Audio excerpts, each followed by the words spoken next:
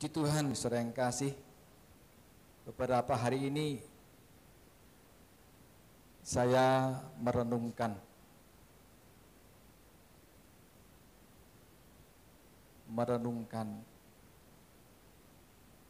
apa yang pernah ditakutkan oleh Tuhan. Tuhan Yesus pernah takut dan sangat takut sekali ketika Dia di atas kayu salib.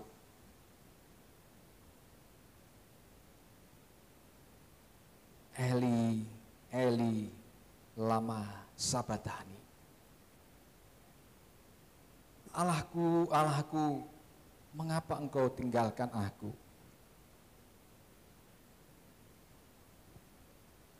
Saudara yang kasih, karena Allah yang bernama Elohim Yahweh sedang memalingkan mukanya, sedang meninggalkan Tuhan Yesus. Kenapa saudara yang kasih? Karena Tuhan Yesus di atas kayu salib sedang menanggung dosa manusia.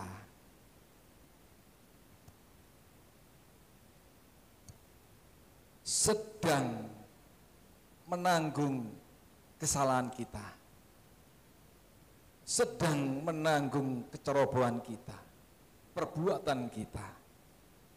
Sehingga ini membuat gentar Tuhan Yesus. Dan Dia sangat ketakutan. Karena yang memiliki kehidupan yang kekal dan abadi itu Allah Elohim Yahweh. Allah yang mengutus putranya ke dunia ini yang bernama Tuhan Yesus Kristus, supaya kita semua sadar, saudara yang kasih, sadar. Saya punya banyak teman, saudara yang kasih, pendeta, hamba Tuhan, yang dia sangat takut sekali ya, kalau dia ketika menutup mata terlempar ke jurang maut, terlempar ke api neraka, terlempar ke tempat pengerian. Saya pantau pelayanan beliaunya, saudara yang kasih, dia lakukan sebaik-baiknya, sebenar-benarnya, sesuai dengan kebenaran firman Tuhan.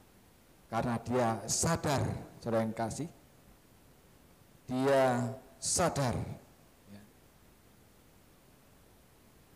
tragedi yang terbesar bukanlah ketika perusahaan kita bangkrut. Tragedi terbesar bukan karena kita tidak punya rumah. Saya tidak punya rumah, saudara yang kasih, tetapi itu bukan tragedi yang terbesar. Tragedi yang terbesar bukan karena sakit tidak kunjung sembuh. Tragedi terbesar bukan ketika kita tidak punya jodoh ya, atau kita tidak punya anak. Sebab pencapaian lahiriah itu pun yang kita peroleh di dunia ini hanyalah sementara. Sementara. Ya. Kalau Anda membaca pengkhotbah di situ, sementara seperti abu. Tragedi terbesar yang sebenarnya, saudara yang kasih, ketika kita menutup mata selamanya dan Tuhan tidak mengenal kita, tidak mengakui kita sebagai miliknya. Ini yang sangat mengerikan, saudara yang kasih. Ini sangat tragis. Karena kita terbuang selama-lamanya. Terbuang selama-lamanya di dalam siksaan yang kekal.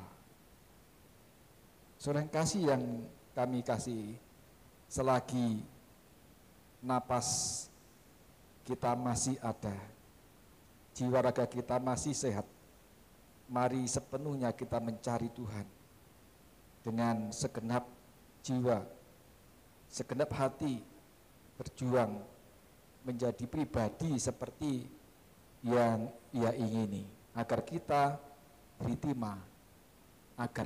diterima di kemah abadi bersama Tuhan. Di kemah abadi bersama Tuhan.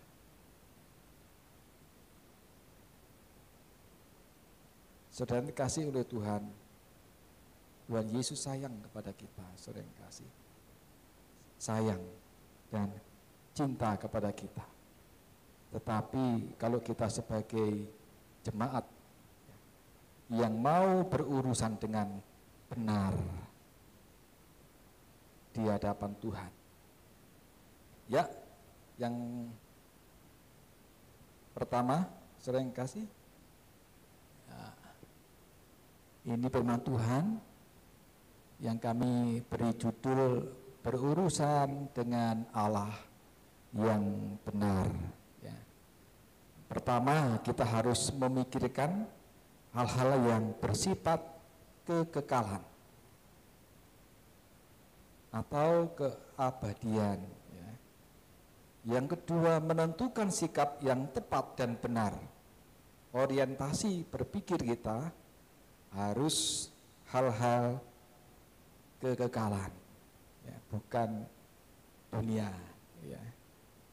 Yang ketiga, kalau kita orientasi berpikir kita belum kekekalan, artinya kita belum tepat atau masih meleset. Kita bahas, saudara yang kasih, yang pertama. Next. Ya. Kita harus memikirkan hal-hal yang bersifat kekekalan. Segala sesuatu yang kita lakukan sesuai dengan firman Tuhan. Ya, jangan dimanipulasi, ya. Jangan disalahgunakan, jangan dimanfaatkan, karena yang beredar banyak sekali yang dimanfaatkan, dimanipulasi untuk menguntungkan pribadinya. Sering kasih. Ya. Lakukan sesuai dengan firman Tuhan. Itu ada tertulis Matius 7 ayat 21, ya. Bukan setiap orang yang berseru kepadaku, Tuhan, Tuhan, akan masuk ke dalam kerajaan surga, melainkan dia yang melakukan kehendak Bapakku yang di surga. Pertanyaannya, saudara yang kasih, apakah kita sudah melakukan kebenaran firman Tuhan yang dikehendaki Bapakku yang di surga? Allah Elohim Yahweh, Allah Adonai, Allah yang memberkati bangsa Israel, juga memberkati kita. Sudahkah kita melakukannya, saudara yang kasih? Ini menjadi renungan kita masing-masing. Setiap hari, apakah pribadi kita sudah mencerminkan pribadi Tuhan? Apakah kehidupan kita setiap hari sudah menjadi berkat? Apakah kehidupan kita sehari sudah menjadi saksi, menjadi garam? Ya. Karena kita mau dirasakan oleh lingkungan kita. Ya. Garam itu sedap. Ya. Soto tanpa garam tidak sedap. Ya, rawon genek garami ora enak, ya. Semua makanan tidak enak, ya. Oleh sebab itu jadilah garam yang enak dinikmati oleh sanak keluarga kita, ya. Lingkungan kita, dimanapun kita berada, mungkin di perusahaan, di tempat kerja, di sekolahan, ya. Anda bisa dinikmati kehidupan Anda menjadi berkat, ya. Karena di luar itu, saudara yang kasih, saya tidak tahu lagi, ya. Tidak tahu lagi. Saya berusaha selama saya dipercaya jadi gembala di tempat ini, jemaat saya giring di dalam kebenaran firman Tuhan. Saya tidak mencari untung, saudara yang kasih. Saya tidak mencari untung, ya. Saya akan giring, ya. Karena ini pertanggungjawabannya di hadapan Tuhan, ya. Terutama pimpinan seperti saya ini, ya. Ini yang nomor 1, ya, nanti diadili oleh Tuhan kalau saya tidak benar. Tetapi kalau kebenaran sudah saya sampaikan, itu sudah lain lagi. Kalau Anda tidak melakukan, ya, kebenaran setiap minggu disampaikan, saudara yang kasih, dan Anda harus merespon, ya. Karena kapan kita akan dipanggil Tuhan, kita tidak tahu, ya. Kita tidak tahu, saudara yang kasih, tidak tahu. Kapan akhir hidup kita tidak tahu. Tetapi hendaklah kita tetap di dalam Tuhan, ya. Karena kapan hari hidup kita, akhir hayat kita yang tidak menentu ini, saudara yang kasih, kita ada di dalam Tuhan, ya. Saya ingat pujian yang ini sering dinyanyikan sama istri saya, ya. Ku tak tahu sampai kapan hari hidupku, akhir hayatku ini tidak menentu. Namun yang pasti perjalanan hidup ini berakhir di suatu saat nanti. Sebelum hari akhir hidupku tiba, sebelum semua kesempatan tiada, ku kan berjuang dalam pertandingan iman, mengakhiri dengan kemenangan. Hanya satu kerinduanku, sempurna seperti Bapakku, sesuai rancangan semua, serupa dengan Tuhan Yesus, tujuan imanku berkenan di hadapan Bapa. Saudara yang kasih, ini yang menjadi kerinduan kami, keluarga pastori, ya, serupa dengan Tuhan Yesus. Tujuan imannya tercapai, yaitu berkenan di hadapan Bapa. Pada ini juga menjadi kerinduan dan tujuan kita bersama, ya, supaya kita berkenan di hadapan Bapa, ya. Tentu kita harus mempunyai sikap, ya, yang tepat dan benar. Yang kedua, next berikutnya, ya. Yang kedua, menentukan sikap yang tepat dan benar. Orientasi berpikir kita harus hal-hal kekekalan, ya. Ini bisa dibaca di dalam 1 Petrus 1 ayat 4. Untuk menerima bagian yang tidak dapat binasa, ya, yang tidak dapat cemar, dan yang tidak dapat layu, yang tersimpan di surga bagi kamu, ya. Surga yang memiliki sifat kekekalan, ya. Di sana tidak ada kebinasaan, tidak ada yang mencemarkan, dan tidak layu, saudara yang kasih. Itu yang kita rindukan bersama, saudara yang kasih.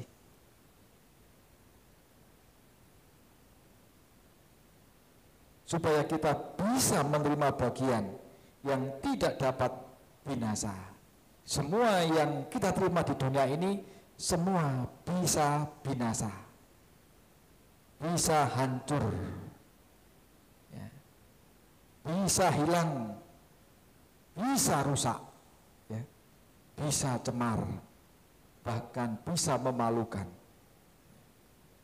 Dan kita tahu di dunia ini semua bisa layu.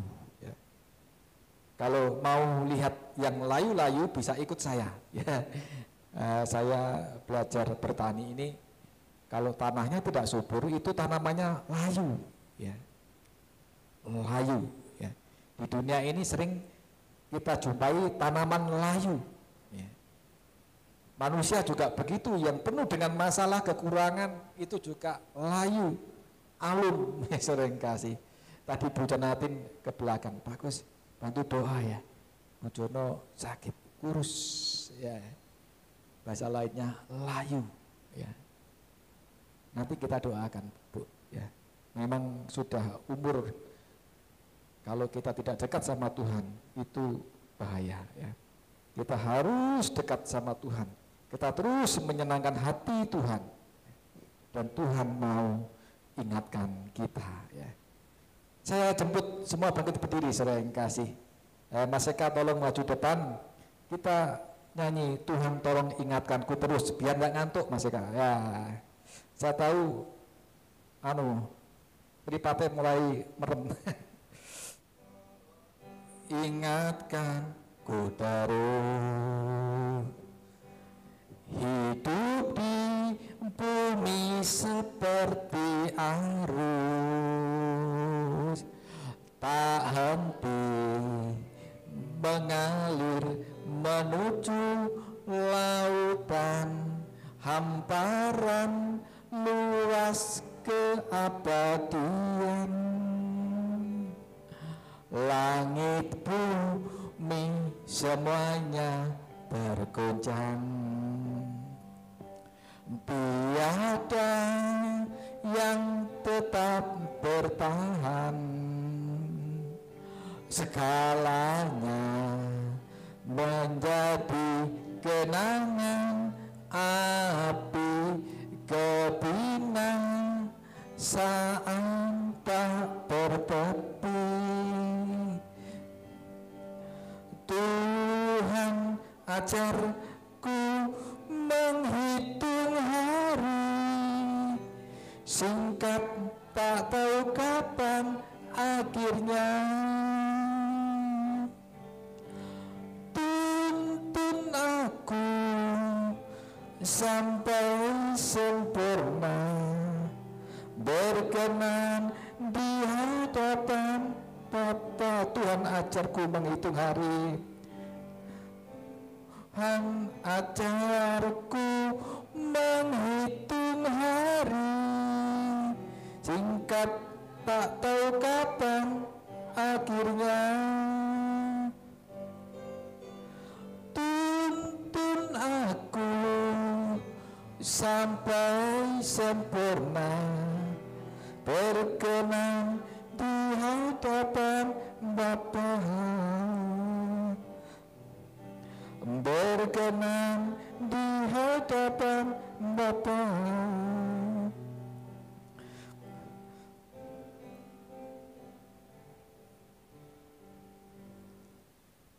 Silakan duduk. Selama masih ada kesempatan dan hati nurani yang dapat dilenturkan, yang bisa berubah, berubahlah hidup berkenan di hadapan Bapa. Milikilah pikiran dan perasaan Tuhan. Jangan terus menerus menuruti hawa nafsu kita, sebab itu bisa tergolong mendukakan Roh Kudus. Ya. Kalau kita menuruti keinginan kita terus, itu bisa mendukakan Roh Kudus. Ya. itu bisa memadamkan Roh Kudus. Itu juga bisa disebut menghujat Roh Kudus. Menghujat Roh Kudus itu yang berarti sudah tidak mau melakukan kebenaran firman Tuhan. Stagnan, berhenti, hidup maunya sendiri. Tidak sesuai dengan firman Tuhan. Bukan pelaku, ya. Nah, tadi sudah diingatkan dalam Matius 7 ayat 21, ya. Bukan pelaku. Itu mendukakan Roh Kudus. Itu juga proyeksi, ya. Cara berpikir, dimensi berpikiran kita adalah kepanaan. Fana, saudara yang kasih. Hal-hal yang mudah rusak, ya, yang ada di dalam dunia ini. Puji Tuhan. Yang terakhir, yang ketiga, Pak Mary.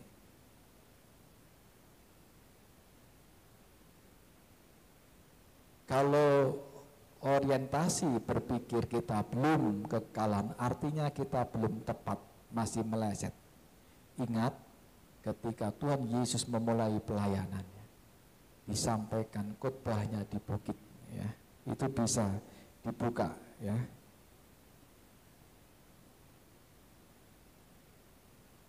Matius 6 ayat 19.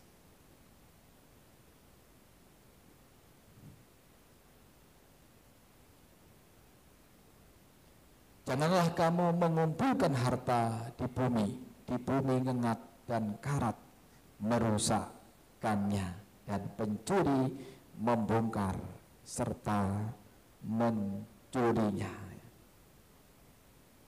Ini saudara yang kasih, kalau orientasi kita hal-hal yang fana, mengumpulkan harta di bumi, ya.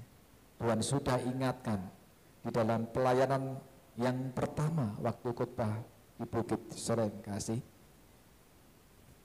jangan kumpulkan harta di bumi ngengat dan karat merusaknya, dan pencuri membongkar serta mencurinya. Maksudnya saudara yang kasih, apa yang ada di dunia ini mengerikan dan tidak ada yang abadi. Semua menjadi pikiran yang was dan was-was, saudara yang kasih. Apa yang kita simpen, ya, saudara yang kasih, karena ngengat, ya. Besi juga berkarat, saudara yang kasih, tidak lama, ya. Saya punya kandang di Gadungan itu banyak besi-besi yang berkarat lapuk, ya. Kalau baru harganya mahal, ya. Tapi kalau sudah berkarat tidak ada harganya. Apa yang kita miliki di dunia ini tidak aman, ya, tidak aman, saudara yang kasih, menjadi prioritas pikiran. Contohnya begini, saudara yang kasih, kalau kita bawa mobil bagus, kita taruh di depan, kita beribadah di dalam sini, pasti pikirannya pertama di dalam, kedua di luar sana, ya. Takutnya nanti mobilnya kegores, ya. Nanti dicuri orang, nanti dinakali dan sebagainya, saudara yang kasih. Itu saudara yang kasih, itu berarti dia masih memiliki pikiran yang ada di bumi, ya, yang mempunyai orientasi yang tidak kekal, tidak abadi. Tuhan sudah ingatkan, ya, semua yang ada di bumi ini tidak lama, ya, hanyalah sementara. Oleh sebab itu Tuhan mau kumpulkan harta kita di surga yang sifatnya kekal dan abadi. Lakukan yang Tuhan mau, yang Tuhan inginkan. Contoh dan teladani Tuhan Yesus, ya. Kesimpulannya, saudara yang kasih, apapun yang kita peroleh di dunia ini, seagung semulia, sebesar, semakmur apapun tidak ada artinya dibanding kekekalan. Sekali lagi saudara yang kasih, apa yang kita peroleh di dunia ini seagung, ya, semulia, sebesar, ya, semakmur apapun tidak ada artinya dibanding kekekalan, keabadian bersama Tuhan. Memang kekekalan keabadian bersama Tuhan sungguh sangat menyenangkan. Sangat menyenangkan. Kita berinteraksi bersama Tuhan. Di sana kita bisa bercanda Dia, bisa menikmati taman yang indah. Kita bergaul dengan banyak hewan yang tidak ganas yang pernah kita temui di dunia ini. Ya, di sana kita akan betah. Ya, jauh sering kasih seperti yang kita nikmati saat ini di dunia. Di dunia ini menyusahkan, ya, banyak sakit penyakit, banyak virus, banyak pencuri, ya, banyak kebohongan, ya, apalagi banyak korupsi dan lain sebagainya. Tetapi di dalam Tuhan